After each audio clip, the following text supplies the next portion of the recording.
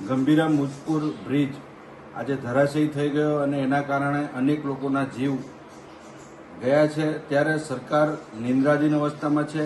અત્યાર સુધી 10 વાગ્યા સુધીમાં સરકારની કોઈ રેસ્ક્યુ ટીમ પણ ત્યાં પહોંચી નથી અને સ્થાનિક રહીશોએ રેસ્ક્યુ કરી અને મૃતકોને અને ઈજાગ્રસ્તોને બહાર કાઢવાનો એમણે સરાહનીય પ્રયાસ કરેલો છે, એમને હું બિરદાવું છું। સાથે સાથે અનેક જગ્યાએ ગુજરાતની અંદર એવા જર્જરિત બ્રિજો જે છે કે જે ભવિષ્યની અંદર પણ અકસ્માત થઈ શકે એવા છે। આમોદની અંદર દાદર નદી ઉપરનો જે બ્રિજ છે એ પણ જર્જરિત હાલતમાં છે।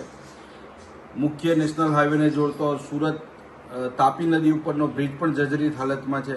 આવા અનેક બ્રિજો જર્જરિત છે, પરંતુ સરકાર નિયમિત રીતે ઇન્સ્પેક્શન કરાવવું જોઈએ, એ કરાવતી હોતી નથી। જવાબદાર અધિકારીઓ માત્ર ભ્રષ્ટાચારની અંદર લિપ્ત છે અને સરકાર પણ એના ઉપર ધાક પીછોડો દરેક અકસ્માત વખતે કરે છે અને એના કારણે કોઈ પણ અધિકારી ઉપર કડક કાર્યવાહી થતી નથી। એના કારણે વારંવાર આવા બનાવો બનતા રહે છે।